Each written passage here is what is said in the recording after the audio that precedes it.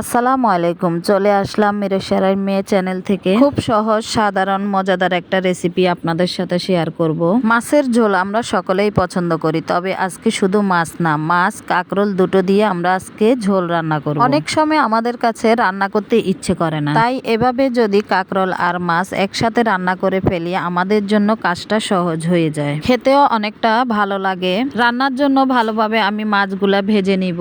মাছগুলা ভাজা হয়ে গেলে অন্য একটা কড়াইতে আমি তেল পেঁয়াজ দিয়ে দিব। পেঁয়াজের মধ্যে আমি কিছুটা অল্প পরিমাণের আদা রসুন বাটা দিব, সাথে দিয়ে দিব কিছুটা কাঁচামরিচ বাটা। আমি সবগুলো উপকরণ ভালোভাবে তেলের মধ্যে ভেজে দিয়ে দিব কিছুটা টমেটো কুচি। আমি দিয়ে দিব কিছুটা মরিচ গুঁড়া, হলুদ গুঁড়া, মশলার গুঁড়া, লবণ দিয়ে আমি নাড়াচাড়া করে কষানোর জন্য দিয়ে দিব কিছুটা পানি। পানিটা দিয়ে আমি ভালোভাবে মশলাগুলা কষিয়ে নিব। আমার মশলাটা কষিয়ে যখন তেল উপরে আসবে তখন আমি ধুয়ে রাখা কাঁকরোল আলুগুলা দিয়ে দিব। কাঁকরোল আলু দিয়ে আমি নাড়াচাড়া করে অল্প একটু পানি দিয়ে আমি ঢাকনা দিয়ে তরকারিটা ঢেকে দিব। আমার এই কাঁকরোল আর মাছের তরকারিটাতে আমি খুবই মশলা কম ইউজ করেছি। এটা ঝোল যতই পাতলা হবে খেতে ততই ভালো লাগবে। আমার তরকারিটা প্রায় কষানো শেষ, কাঁকরোলগুলো সিদ্ধ হয়ে গিয়েছে। আমি ভেজে রাখা মাছগুলা দিয়ে দিব। এখন আমি ঝোলের জন্য পরিমাণ মতো পানি দিয়ে দিব। আমি আরো কিছুক্ষণ তরকারিটা ভালোভাবে রান্না করে নিব। আমার এই রান্নার ভিডিওগুলো আপনাদের কাছে কেমন লাগে আপনারা কমেন্ট করে জানাবেন,